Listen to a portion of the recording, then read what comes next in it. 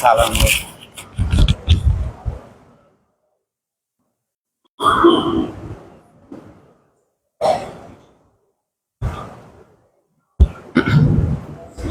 আসসালামু আলাইকুম ওয়া রাহমাতুল্লাহি ওয়া বারাকাতুহু।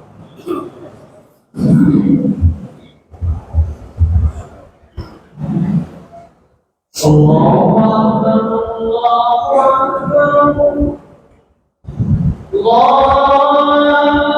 আকবার, আল্লাহু আকবার। আশহাদু আল লা ইলাহা ইল্লাল্লাহ, আশহাদু আন লা ইলাহা ইল্লাল্লাহ, আশহাদু আন্না মুহাম্মাদার রাসূলুল্লাহ, আশহাদু আন্না মুহাম্মাদার রাসূলুল্লাহ।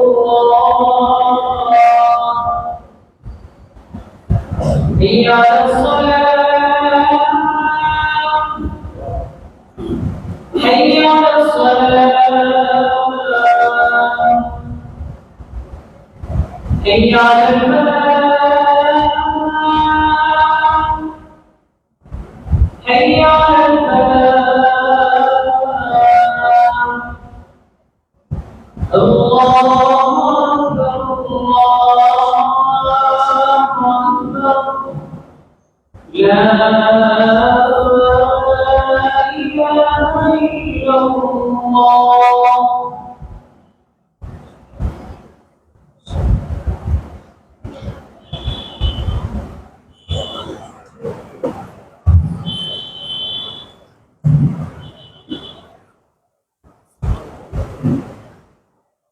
কোরআন শরীফ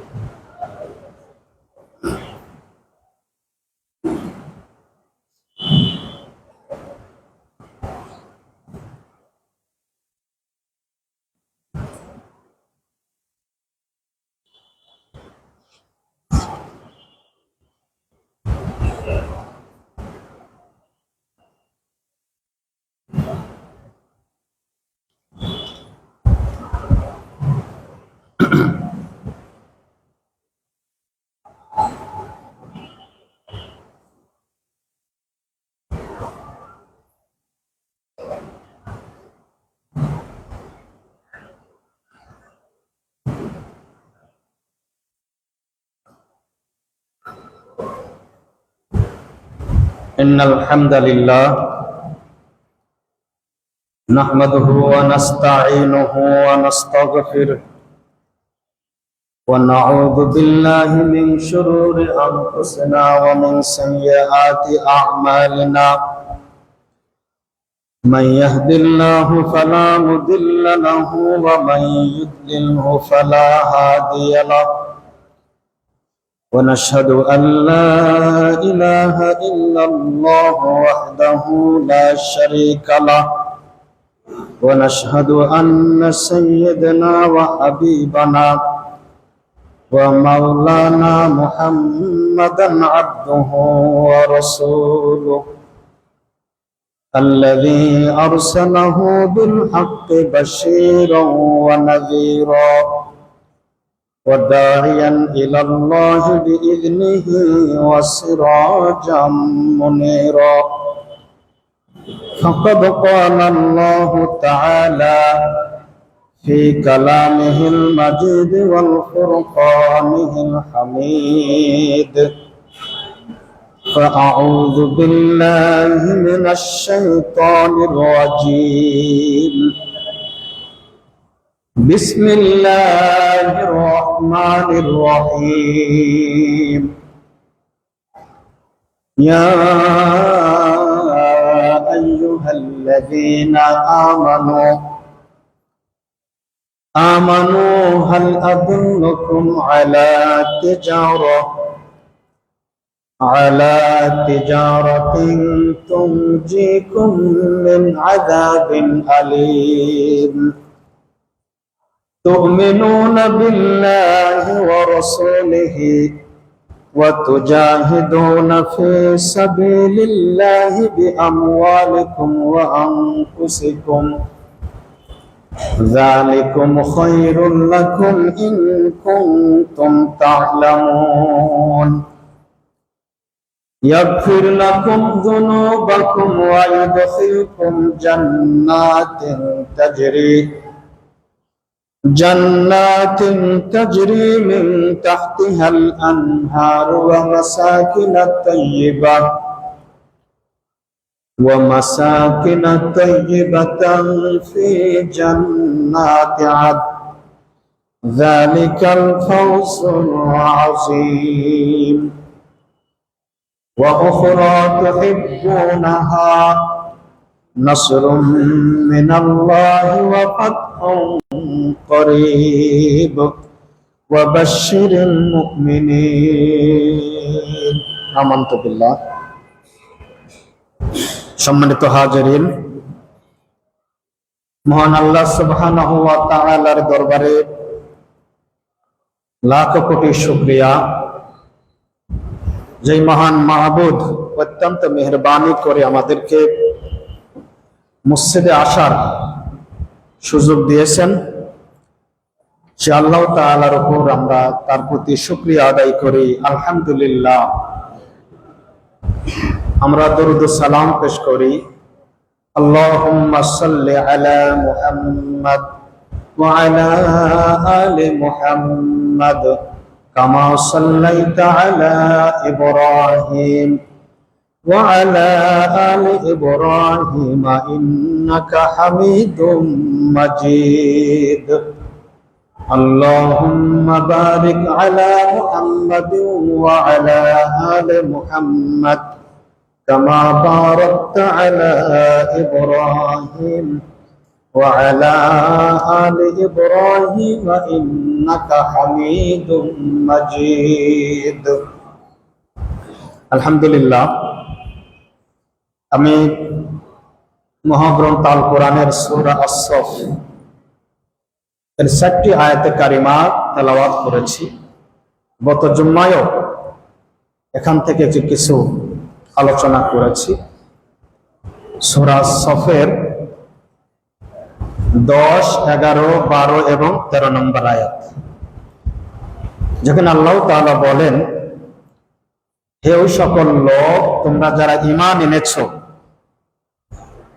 যে আমি কি তোমাদেরকে একটা ব্যবসার সন্ধান দেব, তুনজিকুম মিন আযাবিন আলীম, যেই ব্যবসাটা জাহান্নাম থেকে তোমাদেরকে যন্ত্রণাদায়ক বেদনাদায়ক আযাব থেকে রক্ষা করবে।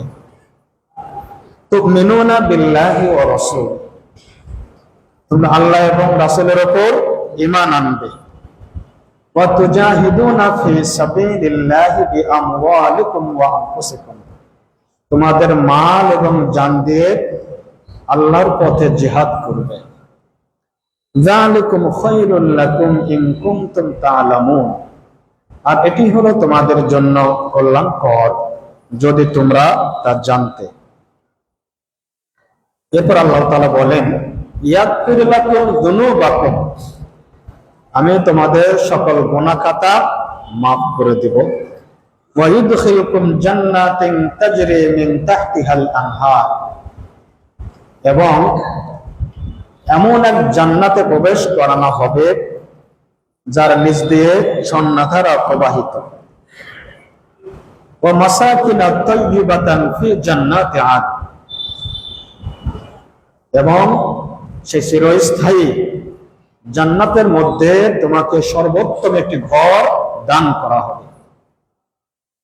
যালিকাল ফাউজুল আযীম, আর এটি হলো বড় সফলতা। ওয়া উখরা তুহিব্বুনাহা, এছাড়া তোমরা আরো কিছু পছন্দ করো, ভালোবাসো। নাসরুম মিনাল্লাহি ওয়া ফাতহুন করিব, আল্লাহ তাআলার সাহায্য এবং নিকটতম বিজয়। আল্লাহ বলেন, ওয়া বাশশিরিল মুমিনিন, হে নবী মুমিনদেরকে সুসংবাদ দিন, এটিও তাদেরকে দেওয়া হবে। এখানে আয়াতের মধ্যে এই 4টি আয়াতে আমাদের বলা হয়েছে একটি কাজ, একটা ব্যবসার কথা। কিসের কথা? ব্যবসা আল্লাহ বলেন। যিনি সেই মহান স্রষ্টা, যিনি সবার মালিক, যিনি রব, তিনি কি বলছেন যে আমি একটা ব্যবসার সন্ধান দেব তোমাকে, যে ব্যবসাটা করলে তোমাদের তিনটি প্রফিট তোমরা পাবে। ব্যবসা করে কি কারণে মানুষ? আমরা ব্যবসা কি জন্য করি? লাভের জন্য, তাই না? আর ব্যবসাতে কি আছে? পুঁজি লাগে, মেধা লাগে, শ্রম, যোগ্যতা, এগুলো ইনভেস্ট করতে হয়। এর বিনিময়ে আমরা মুনাফা লাভ করে থাকি, ব্যবসায় প্রফিট আমরা করে থাকি। এখানে ব্যবসাটা লাভজনক ব্যবসা, এই ব্যবসার প্রফিট, তিনটি প্রফিটের কথা বলা হয়েছে, আমি গত জুম্মায় আলোচনা করেছি। একটি হলো জাহান্নাম থেকে মুক্তি, একটা কি? তুনজিকুম মিন আযাবিন আলীম, তোমাদেরকে বেদনাদায়ক, যন্ত্রণাদায়ক এই কঠিন শাস্তি থেকে মুক্তি দেওয়া হবে। 2 নম্বর 12 নম্বর আয়াত আল্লাহ তাআলা বলছেন তোমাদের সকল গুনাহ খাতা মাফ করে দেওয়া হবে, ক্ষমা করে এমন এক জান্নাত দিবেন যার নিজ দ্বারা ঝর্ণা দ্বারা প্রবাহিত, এবং সেই জান্নাতের মধ্যে তোমাকে সর্বোত্তম একটি ঘর দেওয়া হবে। এবং শেষে বলা হয়েছে ওয়াযালিকাল ফাওজুল আযীম, এই যে জান্নাত লাভ, এটি কিন্তু বড় সফলতা। এরপরে 13 নম্বর আয়াতে আল্লাহ তাআলা আরেকটি লাভের কথা বলেছেন, প্রফিটের কথা বলেছেন, এবং উখরা তুহিব্বুনাহা, তোমরা আরো কিছু ভালোবাসো, সেটি হলো কি? নাসরুম মিনাল্লাহি ওয়া ফাতহুন করিব, আল্লাহ তাআলার সাহায্য এবং নিকটতম বিজয়। এটা আমরা চাই কিনা বলেন? আমরা সবসময় আল্লাহর সাহায্য কামনা করি। আল্লাহর সাহায্য ছাড়া আমরা চলতে পারবো? এক মুহূর্ত চলতে পারবো না। আল্লাহ তাআলার পক্ষ থেকে সাহায্য এবং নিকটতম বিজয় তিনি দান করবেন। এবং শেষে বলে দিয়েছেন ওয়াবাশশিরিল মুমিনিন, হে নবী আপনি বাশশির, সুসংবাদ দিয়ে দিন মুমিনদেরকে, তাদেরকে সাহায্য করা হবে, তাদেরকে নিকটতম বিজয়ও দান করা হবে। তাহলে তিনটি বিষয়, জাহান্নাম থেকে মুক্তি, জান্নাত লাভ এবং আল্লাহ তাআলার সাহায্যের মাধ্যমে তিনি বিজয় দান করবেন। এই তিনটি লাভের কথা বলেছেন এই ব্যবসার মাধ্যমে। আমরা গত জুম্মায় সেই ব্যবসার কথা, ঈমানের কথা বলেছি, সেটি হলো কিন্তু মিনুনা বিল্লাহি ওয়া রাসূলি, আল্লাহ এবং রাসূলের উপর ঈমান আনতে হবে। এবং এটি আসলে কি? ব্যবসায়ের পুঁজি। ব্যবসার কি? পুঁজি। ঈমান ছাড়া আপনার জীবনে যত ভালো কাজই করেন সেটা আল্লাহ সুবহানাহু ওয়া তাআলার নিকটে গ্রহণযোগ্য হবে না, হতে পারে না। কোনো ভালো কাজের গুরুত্ব নাই তার যদি ঈমান না থাকে। আল্লাহর রিজামন্দি হাসিলের জন্য সর্বপ্রথম কাজ কি? ঈমান আনা। তাহলে তুমিনুনা বিল্লাহি ওয়া রাসূল, এই বিষয়ে আমরা গত জুম্মায় আলোচনা করেছি। এরপর আল্লাহ তাআলা বলেন ওয়া তুজাহিদুনা ফি সাবিলিল্লাহি বিআমওয়ালিকুম ওয়া আনফুসিকুম, তোমাদের মাল এবং তোমাদের জান দিয়ে আল্লাহর পথে জিহাদ করবে। এরপরে বলছেন যালিকুম খায়রুল লাকুম, এই যে জান মাল দিয়ে আল্লাহর পথে জিহাদ করা, আল্লাহ এবং রাসূলের উপর ঈমান আনা, এটি হলো সর্বোত্তম, এটি হলো তোমাদের জন্য কল্যাণকর। কাদের জন্য? আমাদের জন্য। ইন কুনতুম তা'লামুন, যদি তোমরা তা জানতে। আসলে তোমরা যদি জানো যে এই কাজটাই আসলে কল্যাণকর, কিন্তু আমরা না জানলে তো কি আমাদের কাছে গুরুত্ব পাবে না। আমরা যদি মনে না করি, যদি না জানি যে এই কাজটা গুরুত্বপূর্ণ, যে কোনো কাজ আপনি করেন পৃথিবীর বুকে, সেই কাজের গুরুত্ব, সেই কাজের ভবিষ্যৎ, সেই কাজের যে লক্ষ্য উদ্দেশ্য, এই লক্ষ্য উদ্দেশ্য যখন নির্ধারণ করবেন তখন আপনার কাজের প্রতি আন্তরিকতা বাড়বে। আপনি ব্যবসা করবেন, কাজকর্ম করবেন লাভের জন্য, তাই না? তখন কি আপনার সেই কাজে মন বসবে। আমরা দেখেছি শীতের সময় প্রকাণ্ড শীত, সেখানে মানুষ বরফ মিলে কাজ করে, তাই না? বরফ ভাঙছে, মাছের আলোতে দেখতাম সেখানে সেই ফজরের আগে উঠে তারা বরফ ভাঙতেছে, অথচ প্রচন্ড শীত। এত কষ্ট কেন করে? লাভের জন্য। একটা এর কাজের পরে সে কি পাবে? বেতন পাবে, টাকা, পারিশ্রমিক পাবে। এবং আমরা দেখি আমাদের দেশেও মানুষ অনেক কঠোর পরিশ্রম করে, তাই না? অনেক রিস্কের কাজ করে, এবং যেই কাজ করতে যে অনেকের প্রাণনাশ হয়ে থাকে, হয় কিনা? এরকমও হয়। কিন্তু এত কিছু জানার পরেও মানুষ সেই কাজ করতে যায় কেন? সেখান থেকে লাভের জন্য। জানে যে আমি এর মাধ্যমে কি পাবো? কিছু আমার পারিশ্রমিক পাবো, আমি তার মাইনা বেতন পাবো। এই কারণে সেই কাজটা সে কষ্ট হওয়া সত্ত্বেও করে। আল্লাহ তাআলা বলেন যালিকুম খায়রুল লাকুম, তোমাদের জন্য কিন্তু এই কাজটাই কল্যাণকর। আল্লাহ এবং রাসূলের উপর ঈমান এবং তার পথে জিহাদ করা, যদি তোমরা তা জানতে। কিন্তু আমরা তো কি আসলে জানি না, আমরা বুঝি না। আল কোরআনের বিভিন্ন জায়গায় আল্লাহ তাআলা কোরআনে ঘোষণা করেছেন যে ওয়ালাকিন্না আকসারান নাসি লা ইয়ালামুন। আল কোরআনের 11টি আয়াতে আল্লাহ তাআলা কথা বলেছেন যে ওয়ালাকিন্না আকসারান নাসি লা ইয়ালামুন, অধিকাংশ মানুষই জানে না। অধিকাংশ মানুষ কি জানে না। ওয়ালাকিন আকসারুহুম লা ইয়ালামুন, আগেরটা বলেছে আকসারান নাস, মানুষের কথা বলা হয়েছে। আবার এই একই আয়াত আকসারুহুম লা ইয়ালামুন, যে তারা অধিকাংশ জানে না। এটাও 11 জায়গায় আছে আল কোরআনে, একই আয়াত। আবার কোথাও বলা হয়েছে ওয়ালাকিন আকসারুহুম লা ইয়াকিলুন, অধিকাংশ তারা কি বুঝে না। অধিকাংশ কি করে না? বুঝে না। আবার বলা হয়েছে বাল আকসারুহুম লা ইয়ালামুন, মানুষ এত কিছু আমি দিলাম তারপরেও মানুষ আসলে কি জানে না, জানার চেষ্টা করে না। তাহলে এই বিষয়টা আমাদের আগে বুঝতে হবে, জানতে হবে। তার কারণ এইটা কিন্তু জানার সংখ্যাটা কি বেশি না কম? বলেন, জানার সংখ্যা কম আর না জানার সংখ্যা বেশি, তাই না? জানার সংখ্যা কি কম। আল্লাহ বলেছেন ওয়ালাকিন্না আকসারান নাসি লা ইয়ালামুন, অধিকাংশ মানুষ জানে না। তার মানে কি না জানার সংখ্যাটা কম? না, না জানার সংখ্যাটা বেশি। আর জানার ওয়ালাকিন্না আকসারান নাসি লা ইয়ালামুন, অধিকাংশ মানুষ কি জানে না। না জানার সংখ্যাটাই কি বেশি আর জানার সংখ্যাটা কম। হযরত ওমর ইবনে খাত্তাব রাদিয়াল্লাহু তাআলা আনহু তিনি একদিন বাজারে গিয়েছেন, দেখছেন এক লোক দোয়া করতেছে যে রব্বুল আলামিন, যারা কম সংখ্যক, অল্প সংখ্যক লোক, তুমি তাদের দলে আমাকে কবুল করো। যারা অল্প সংখ্যক লোক, তাদের দলেই তুমি আমাকে কবুল করো। ওমর ইবনে খাত্তাব রাদিয়াল্লাহু তাআলা আনহু তাকে জিজ্ঞেস করলেন, কি ব্যাপার, তুমি এরকম দোয়া করছো কেন? যে কমদের দলেই কবুল করো, অল্প সংখ্যকের দলে আল্লাহ আমাকে কবুল করো। তখন ওই ব্যক্তি বলতেছিলেন, হে আমিরুল মুমিনিন, আপনি কি কোরআন পড়েননি? আল্লাহ অধিকাংশ জায়গায় বলেছেন যে ওয়ালাকিন আকসারান নাসি লা ইয়ালামুন, অধিকাংশ মানুষই জানে না। ওয়ালাকিন আকসারান নাসি লা ইয়াশকুরুন, অধিকাংশ মানুষ কৃতজ্ঞতা প্রকাশ করে না। সুতরাং যে অল্প সংখ্যক কৃতজ্ঞতা প্রকাশ করেন, অল্প সংখ্যকই জানে, অল্প সংখ্যক অনুধাবন করে থাকে। সুতরাং আমি আল্লাহর কাছে দোয়া করতেছি, আল্লাহ যেন আমাকে তাদের দলেই কবুল করেন।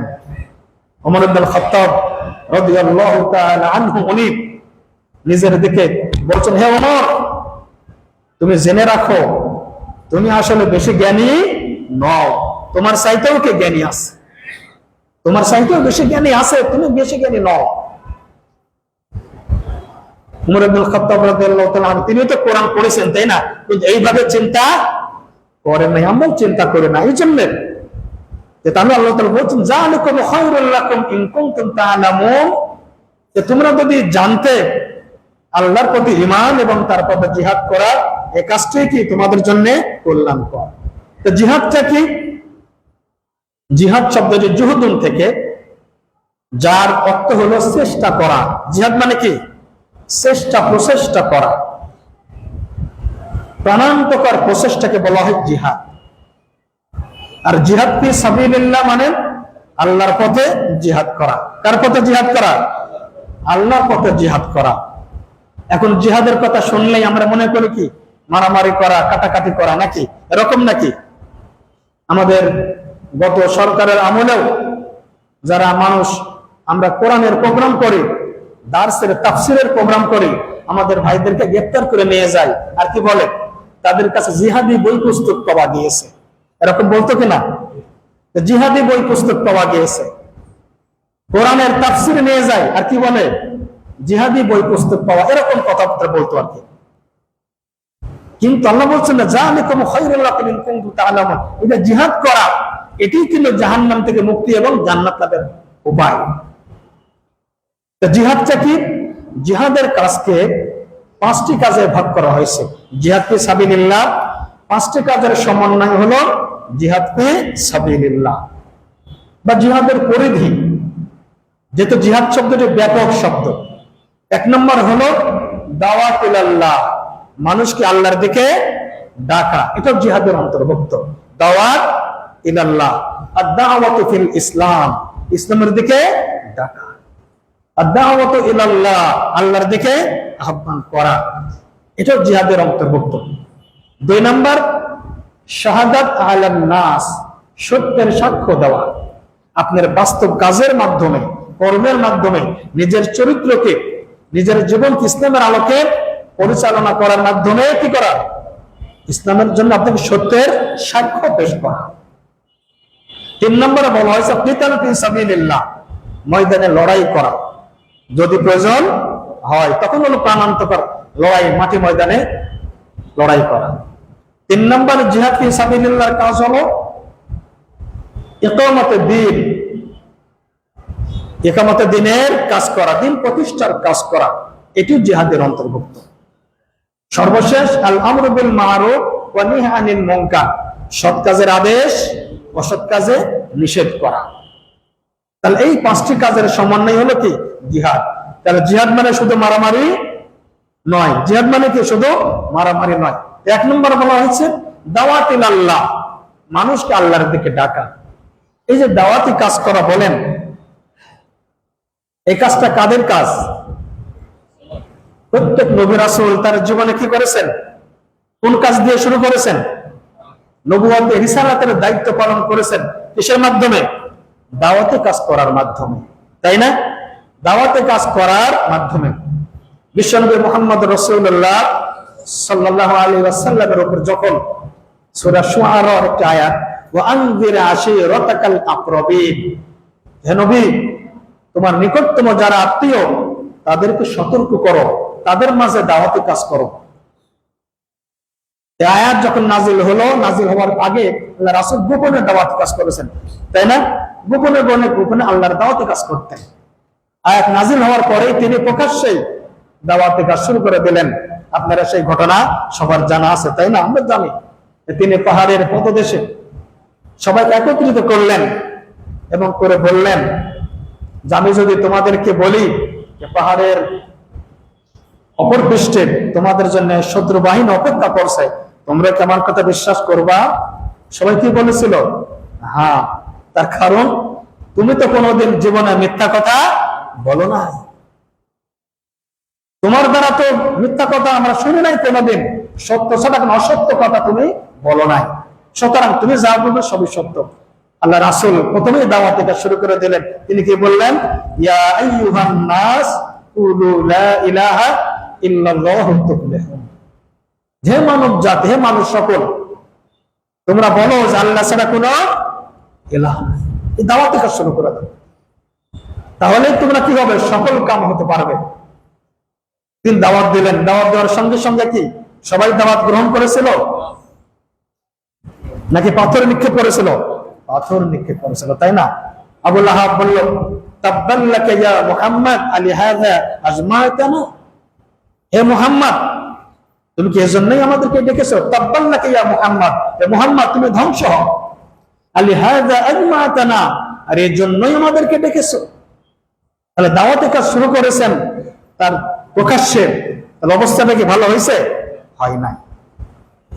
তাহলে দাওয়াতি কাজ, এজন্য সূরা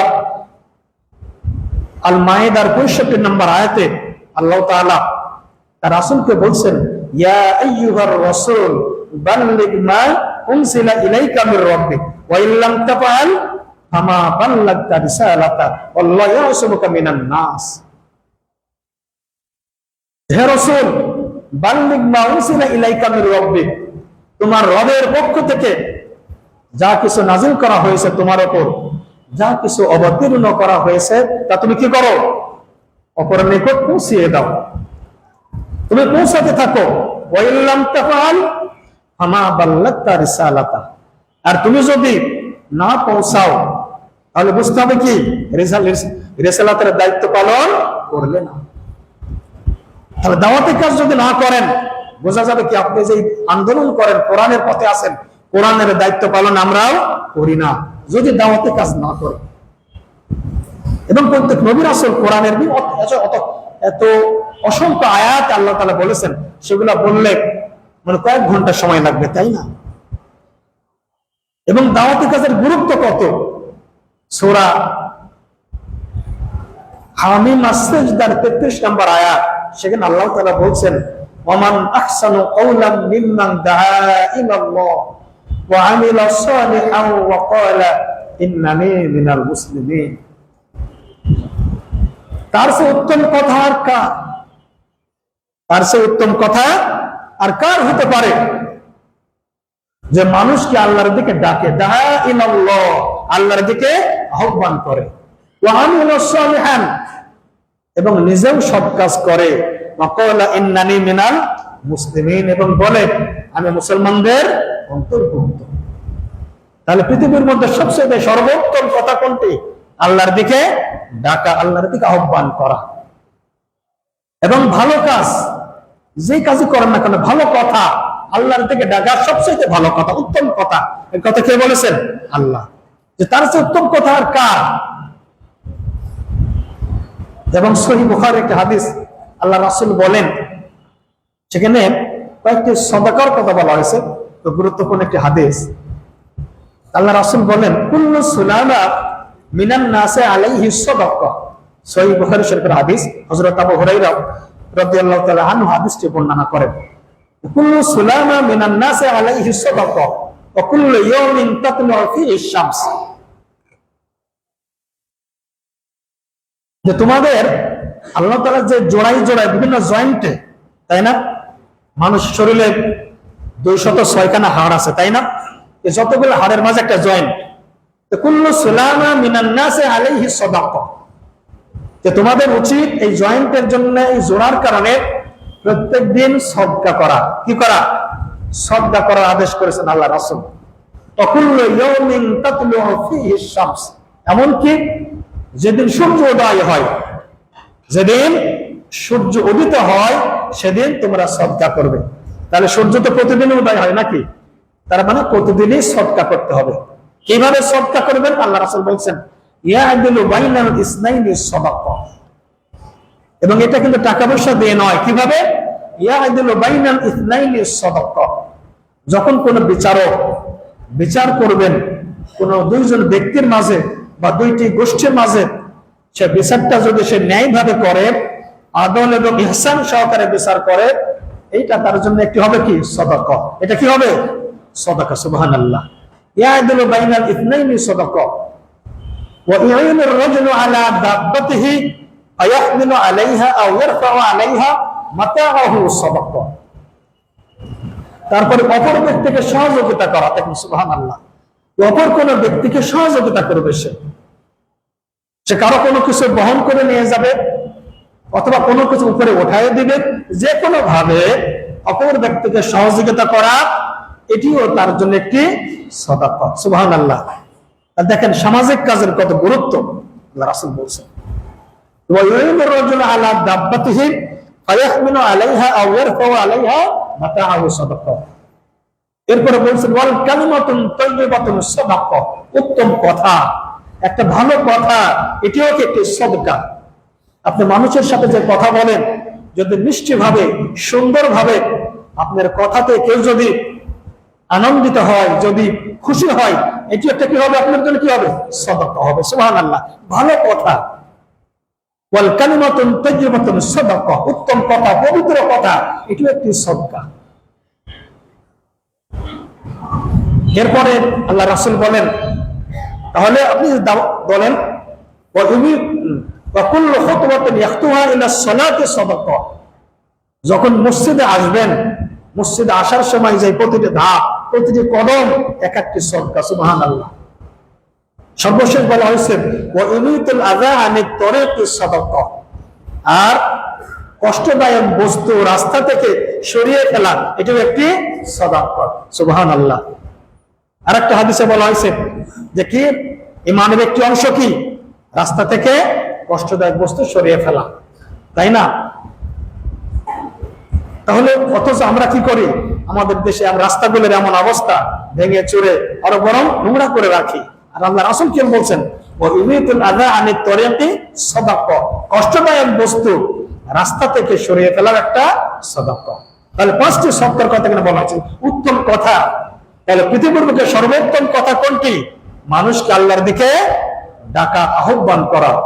ওমান আহসানু কওলান মিম্মান দাআ ইলাল্লাহ ওয়া আমিলা সালিহান। শুধু ডাকবেই না, নিজেও কি করবে? সৎ কাজ করবে, ভালো কাজ করবে এবং ঘোষণা দেবে ইন্নানি মিনাল মুসলিমিন, আমি মুসলমানদের অন্তর্ভুক্ত। এটি হলো। আবার সূরা আল ইমরানের 104 নম্বর আয়াতে আল্লাহ তাআলা বলেন ওয়ালতাকুম মিনকুম উম্মাতুন ইয়াদউনা ইলাল খায়র ওয়া ইয়া'মুরুনা বিল মা'রুফ ওয়া ইয়ানহাউনা আনিল মুনকার ওয়া উলাইকা হুমুল মুফলিহুন।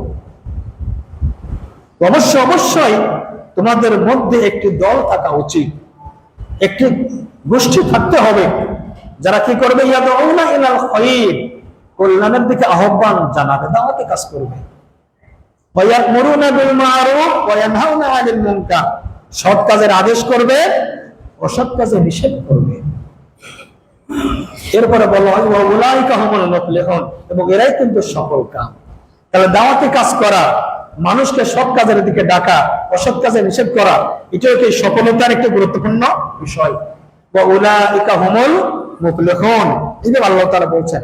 আবার বলেছেন সূরা আল ইমরানের 110 নম্বর আয়াত কুনতুম খায়রা উম্মাতিন উখরিজাত লিন-নাস, তোমরা সর্বোত্তম জাতি, এমন তোমরাই হলো কি সর্বশ্রেষ্ঠ উম্মত।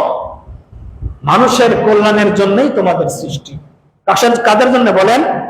মানুষের কল্যাণের জন্য। উখরিজাত লিন-নাস তা'মুরুনা বিল মা'রুফ ওয়া তানহাউনা আনিল মুনকার ওয়া তু'মিনুনা বিল্লাহ, তোমরা সৎ কাজের আদেশ করবে, অসৎ কাজে নিষেধ করবে এবং আল্লাহর প্রতি ঈমান আনবে। তাহলে সর্বোত্তম সফলতার কাজ হলো মানুষকে আল্লাহর দিকে ডাকা, দাওয়াতে কাজ করা। এবং এই যে দাওয়াতে কাজ আপনারা করবেন কি অবস্থায়? সকল অবস্থায়, সকল ক্ষেত্রে আমাদের দাওয়াতে কাজ করতে হবে। হযরত বিশ্বনবী তো দাওয়াতে কাজ করেছেন, পাশাপাশি হযরত নূহ আলাইহিস সালামের কথা, প্রত্যেকটা নবী রাসূলের কথা আল্লাহ তাআলা কোরআনে ঘোষণা করেছেন তারা কিভাবে দাওয়াত দিয়েছেন। যেমন হযরত নূহ আলাইহিস সালাম, তিনি রাত দিন 24 ঘন্টা গোপনে প্রকাশ্যে সকল অবস্থায় দাওয়াত দিতেন। যেমন সূরা নূহের আপনার 5 নম্বর আয়াত থেকে বলা হয়েছে, আল্লাহ তাআলা বলেন ক্বালা রাব্বি ইন্নী দাউতু কওমি লাইলান ওয়া নাহারা ফালাম ইয়াজিদহুম দুআই ইল্লা ফিরারা। তিনি বলছেন ক্বালা নূহুর রাব্বি ক্বালা রাব্বি ইন্নী দাউতু কওমি লাইলান ওয়া নাহারা। তিনি বলছেন রব্বুল আলামিন, আমি আমার কওমের নিকট দাওয়াতে কাজ করি রাত এবং দিন, সকল অবস্থায়। কওমি লাইলাও ওয়া নাহারা, রাত দিন 24 ঘন্টা দাওয়াতে কাজ করি। ফালাম ইয়াজিদহুম দুআই ইল্লা ফিরারা, কিন্তু এত দাওয়াতে কাজ করি তারপরেও আমার কাছ থেকে শুধু দূরে সরে যাওয়াটাই বৃদ্ধি পায়। মানুষ ইসলাম গ্রহণ করে না, শুধু সরেই যায়, এত দাওয়াতে কাজ করি। ওয়া ইন্নী কুল্লামা দাআউতুহুম লিতাগফিরা লাহুম, আমি তাদেরকে দাওয়াত দেই এই কারণে আল্লাহ তুমি যেন তাদেরকে ক্ষমা করে দাও, এই জন্য দাওয়াত দেই। জালু আসাবিআহুম ফি আযানিহিম ওয়াস্তাগশাউ সিয়াবাহুম ওয়া আসরু ওয়াস্তাকবারু ইসতিকবারা, কিন্তু যখন আমি তাদেরকে দাওয়াত দেই তখন কি করে তারা? তিনি বলছেন তখন তারা কানের মধ্যে আঙুল ঢুকিয়ে দেয়। চিন্তা করেন কি করে? ওয়া আযানিহিম, তারা কানের মধ্যে আঙুল ঢুকিয়ে দেয়। ওয়াস্তাগশাউ সিয়াবাহুম, আবার মুখটা কাপড় দ্বারা কি করে? ঢেকে রাখে, মুখটা কাপড় দ্বারা ঢেকে রাখে। এবং নিজেদের কাজেই তারা অনড় থাকে, এত দাওয়াতের কাজ করি তারা আমার কথা শোনে না। এবং অত্যন্ত উদ্যত্ত সহকারে তার অহংকার করে, গর্ব করে, এইভাবে তারা করত। আমি তাদেরকে দাওয়াত দিয়েছি, প্রকাশ্যে দাওয়াত দিয়েছি। তারপরে কি, আমি প্রকাশ্যে এলান করে দিয়েছি, গোপনে গোপনে দাওয়াতে কাজ করে বোঝাইছি।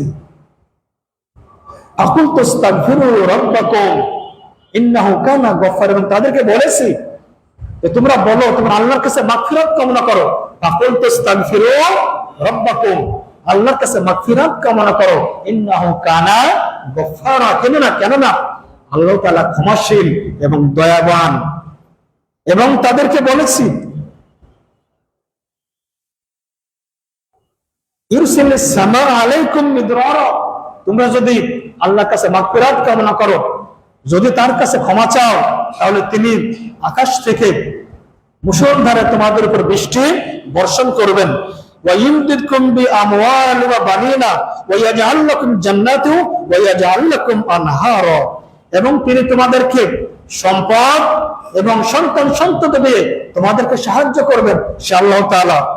ওয়া ইয়াজআল লাকুম জান্নাতিন, এবং তোমাদের জন্য বাগান সৃষ্টি করে দেবেন। ওয়া ইয়াজআল লাকুম আনহারা, এবং নদী নালা তোমাদের জন্য আল্লাহ তাআলা সৃষ্টি করে দিবেন যদি তোমরা তার কাছে ক্ষমা চাও, যদি তার দিকেই ফিরে আসো। এইভাবে দাওয়াতি কাজ করেছে। কিন্তু তারা কি করেছে? তারা কানে আঙুল ঢুকিয়ে দিত, মুখের উপর কাপড় দিয়ে দিত। এত খারাপ ছিল নাকি?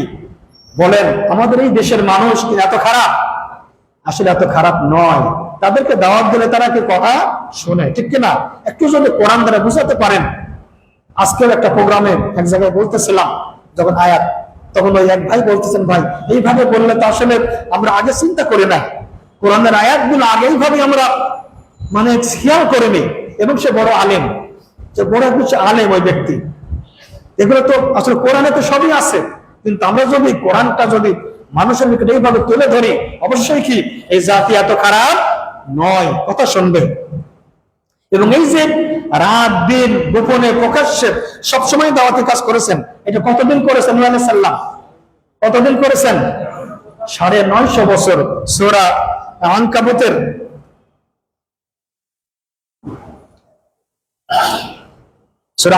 আল্লাহ তাআলা বলেন, ওয়ালাকাদ আরসালনা নূহান ইলা কওমিহি ফালাবিথা ফীহিম আলফা সানাতিন ইল্লা 50 আমা। সূরা আনকাবুতের 14 নম্বর আয়াত। আমি নূহকে পাঠিয়েছিলাম তাদের কওমের নিকটে, জাতির নিকটে, ফালাবিথা ফীহিম আলফা সানাতিন ইল্লা 50 আমা। সেখানে সে তাদের মধ্যে অবস্থান করেছে, সে দাওয়াতি কাজ করেছে 1000 বছর 50 কম। দেখুন আল্লাহ কিভাবে বলছেন 50 আমা, 1000 বছর কিন্তু 50 কম, তার মানে কি 950 বছর। অথচ বলেন তাহলে আমাদেরকে দাওয়াতি কাজ করতে হবে না? তারা কিভাবে কত পরিশ্রম করেছেন। বিশ্বনবী তার জীবনে আপনার মক্কি জিন্দেগি কত বছর ছিল? 13 বছর। তার নবুয়তের 13 বছর। মাদানী জিন্দেগি 10 বছর, পুরোটাই দাওয়াতি কাজ করেছেন। মদিনায় ইসলামী রাষ্ট্র কায়েম হওয়ার পরে কি বিভিন্ন রাষ্ট্রপ্রধানদের নিকট চিঠি পাঠিয়েছেন, দাওয়াত দিয়েছেন। তারা সবসময় দাওয়াতি কাজের উপর ছিলেন। তাহলে আমাদেরকেও কি সবসময় দাওয়াতি কাজ করতে হবে। এই যে দাওয়াতি কাজ করবেন, যদি না করেন তাহলে কি হবে? দাওয়াতি কাজ যদি না করেন কি হবে? ছোট্ট একটি সূরা খুব চমৎকার ভাবে আল্লাহ তাআলা উপস্থাপন করেছেন।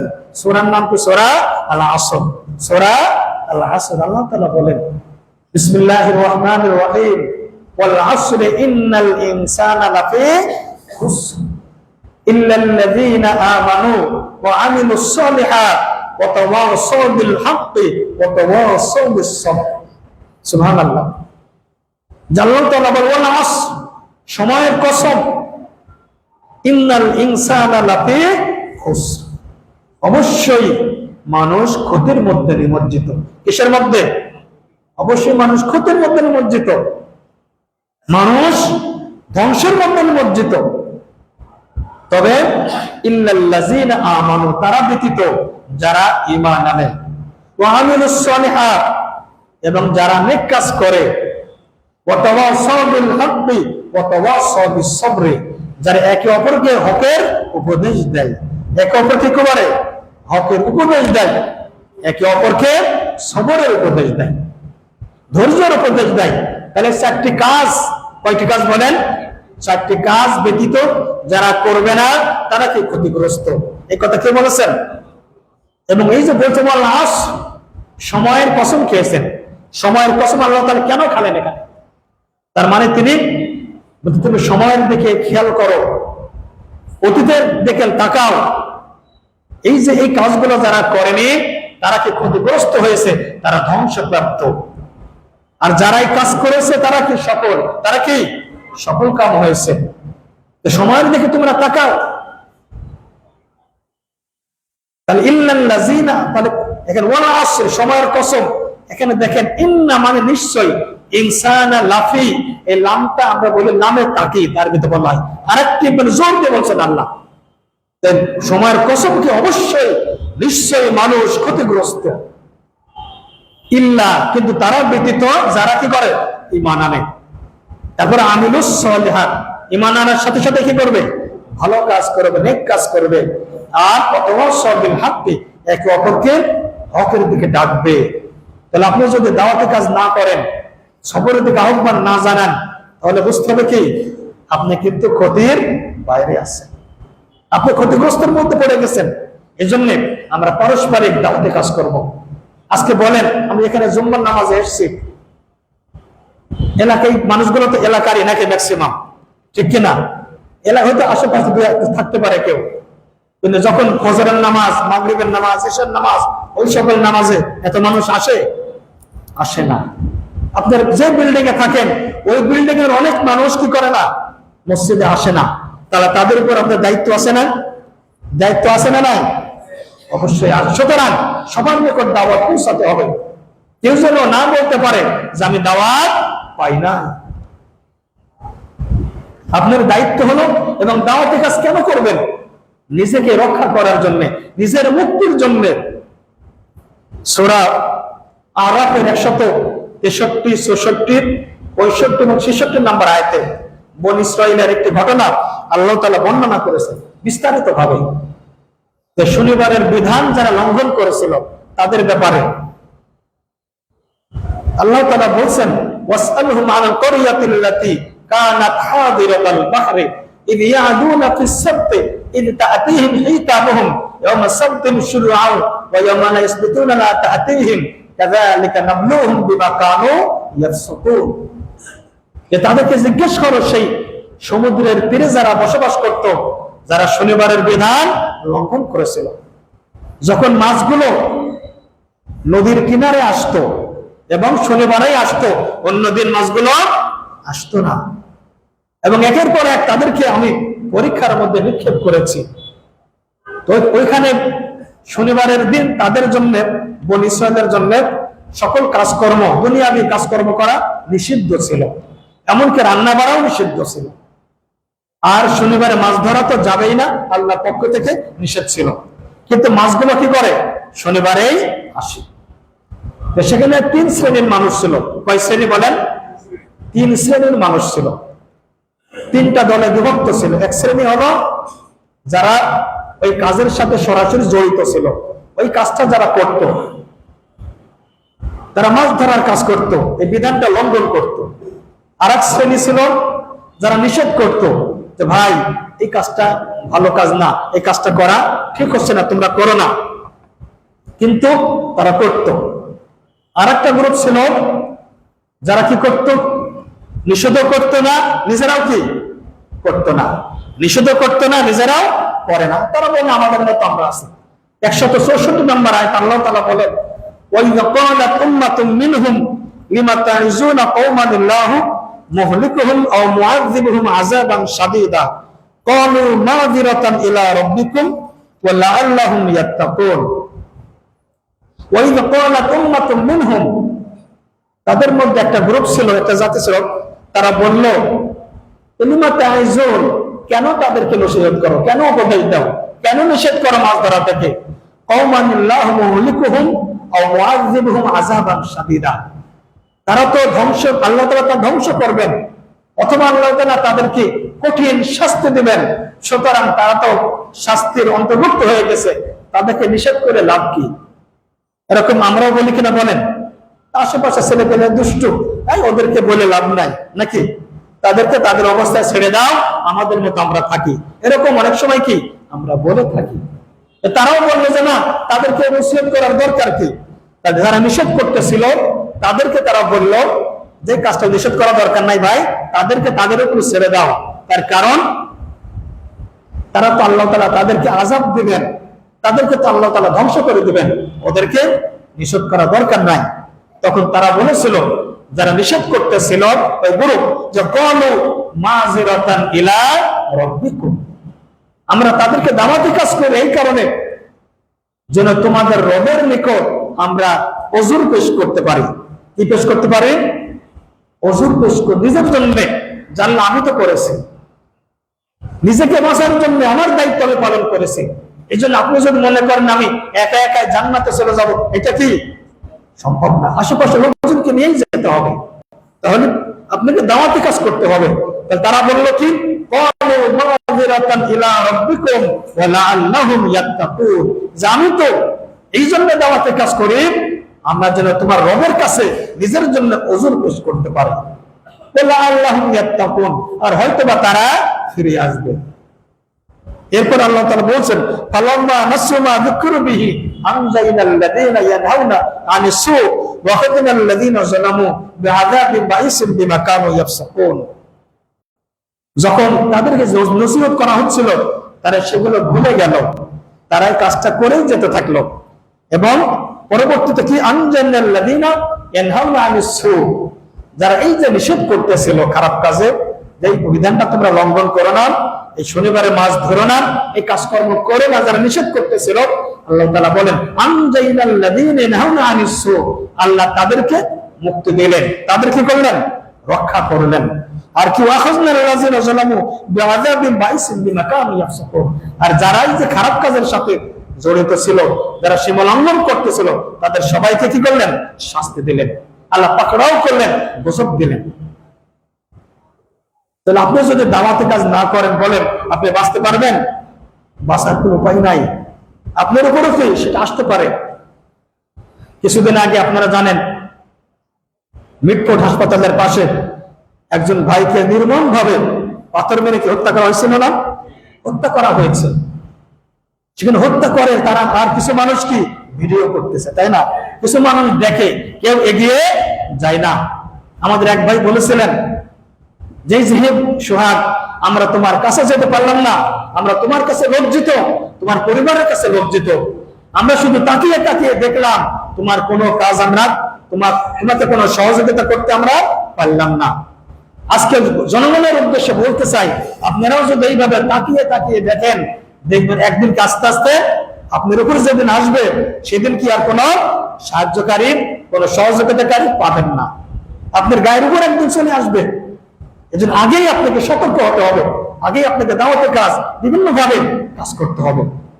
এজন্য সহিহ বুখারীর একটি হাদিস, আল্লাহ রাসূল বলেন যে, মান রায়া মিনকুম মুনকারান ফালইয়ুগহিরহু বিয়াদিহি, যে তোমরা যদি কোথাও অন্যায় কাজ দেখো, তোমরা হাত দ্বারা সেটা প্রতিহত করো। ফাইন লাম ইয়াস্তাতি ফাবিলিসানিহি, হাত দ্বারা যদি না পারো মুখে মুখে বলো। ওয়াইন লাম ইয়াস্তাতি ফাবিকলবিহি, মুখে যদি বলার শক্তি নাও থাকে, মন্তরে ঘৃণা করো। ওয়াযালিকা আযআফুল ঈমান, এটি হলো দুর্বল ঈমান। মনে মনে ঘৃণা করাটা দুর্বল ঈমান। কিন্তু ইমাম গাজ্জালী রাহমাতুল্লাহ আলাইহি বলেন, এই যে দুর্বল ঈমান, ঘৃণা করা মানে কি? ঘৃণা করা মানে উনি বলেন যে, আপনার হাতে যদি মুরগির পায়খানা থাকে বা নাপাকে কিছু থাকে, এটা আপনাদের ঘৃণা আসবে না ভালো লাগবে? ঘৃণা আসবে, তাই না? এখন আপনার ঘৃণাটা মানে কি? আপনি এটা যত তাড়াতাড়ি কি হাতটা পরিষ্কার করা যায়, তাই না? যত তাড়াতাড়ি হাত পরিষ্কার করবেন, এটা হলো ঘৃণা। আর আপনি হাতে রেখেই যদি চলাচল করেন, এটা তো কি ঘৃণা হবে না? তাহলে যালিকা আযআফুল ঈমান, দুর্বল ঈমান হলো কি? মনে মনে ঘৃণা করা। তার মানে কি? আপনাকে চিন্তা চেতনায় আপনাকে পরিকল্পনা করতে হবে কিভাবে অন্যায় কাজটাকে আমি সমাজের মুখ থেকে বিদায় করব, অন্যায় কাজটাকে কিভাবে আমি সংশোধন করব, এটা বন্ধ করব। এই চেষ্টা প্রচেষ্টা আপনাকে সার্বক্ষণিক ভাবে করতে হবে। এই জন্য তাহলে দাওয়াতে কাজ করবো আমরা কি কারণে? নিজেকে রক্ষার জন্য, ধ্বংস থেকে গজব থেকে কি বাঁচার জন্য। তার কারণ গজব যখন আসবে, আযাব যখন আসে, তখন কি বিচার করে আসে? সবার উপরে আসে। আরেকটা হাদিস হযরতে তিরমিজি শরীফের হাদিস, হযরতে হুযায়ফা ইবনে ইয়ামান রাদিয়াল্লাহু তাআলা আনহু হাদিসটি বর্ণনা করেন। তিনি বলেন রাসূলুল্লাহ সাল্লাল্লাহু আলাইহি ওয়াসাল্লাম বলেছেন যে লা তা'মুরুনা বিল মা'রুফ ওয়া লা তানহাবুনা আনিল মুনকার, তুমি অবশ্যই সৎ কাজের আদেশ করবে, অসৎ কাজে নিষেধ করবে। আওলা ইউআমিরুনা আওলা ইউহাজ্জুনা আলাল খায়র, এবং কল্যাণমূলক কাজে মানুষকে উৎসাহিত করবে। এটা যদি না করো, আওলা ইউআমিরুনা আলাইকুম শারারুকুম সুম্মা ইয়াদউ খিয়ারুকুম ফালা ইস্তাজাবা লাহুম, তোমরা যদি সৎ কাজের আদেশ অসৎ কাজে নিষেধ এইভাবে দাওয়াতি কাজ না করো, তবে তোমাদের ঘাড়ের উপর আমি আরেকটা জাতি প্রতিষ্ঠিত করে দেব। যখন সে অবস্থায় কঠিন অবস্থায়, তখন তোমাদের মধ্যে যারা ভালো মানুষ তারা আল্লাহর কাছে দোয়া করবে, আলা ইস্তাজাবা লাহুম, কিন্তু তখন সেই দোয়া কবুল করা হবে না। সময় চলে গেলে, এই জন্য সময়ের কাজ সময় আমাদেরকে করতে হবে। এই যে সম্মানিত হাজিরিন, এই জন্য আসুন আমরা এই যে তাহলে জিহাদে ফি সাবিলিল্লাহ, জিহাদ ফি সাবিলিল্লাহ একটা কাজ কি? দাওয়াতি কাজ করা।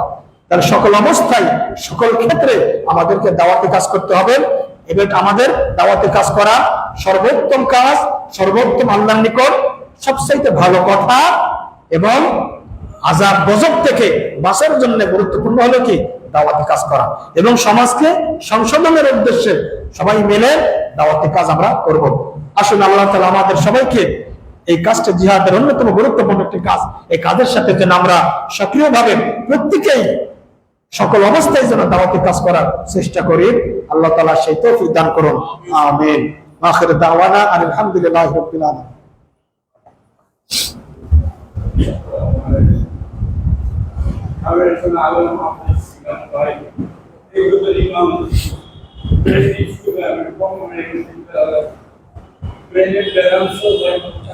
إن الحمد لله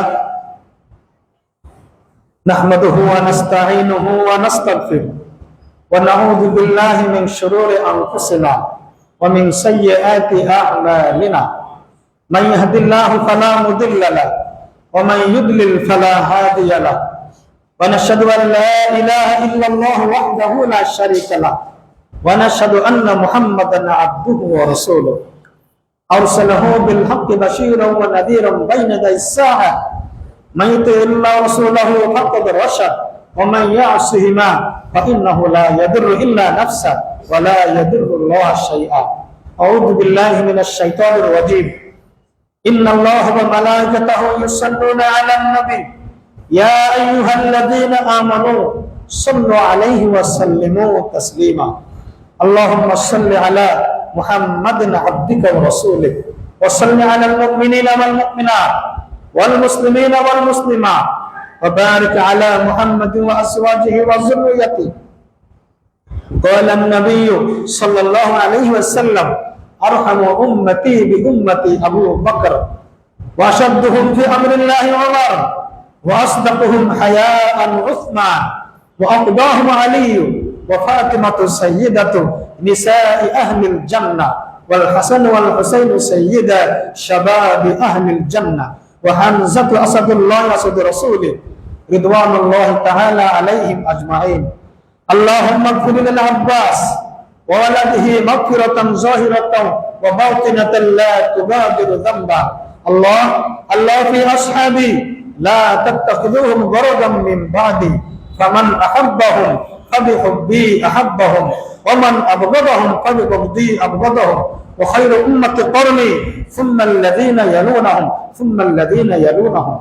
ربنا اغفر لنا ولإخواننا الذين سبقونا بالإيمان، ولا تجعل في قلوبنا غلا للذين آمنوا ربنا إنك رؤوف رحيم. اللهم أفرج علينا صبرا وثبت أقدامنا وانصرنا على القوم الكافرين وانصرنا على القوم الظالمين وانصرنا على القوم المفسدين وانصرنا على القوم المشركين وانصرنا على القوم الهنود والشياطين اللهم رب ارحمهما كما ربياني صغيرا اللهم رب ارحمهما كما ربياني صغيرا اللهم اعز الاسلام والمسلمين واخذل الكفرة والمبتدعة والمشركين اللهم انصر من نصر دين محمد صلى الله عليه وسلم واجعلنا منهم اللهم اخذل من خذل دين محمد صلى الله عليه وسلم ولا تجعلنا منهم عباد الله رحمكم الله إن الله يأمر بالعدل والإحسان وإيتاء ذي القربى وينهى عن الفحشاء والمنكر والبغي يعظكم لعلكم تذكرون واذكروا الله يذكركم وادعوه يستجب لكم ولذكر الله تعالى أعلى وأعز وأجل وأعظم أكبر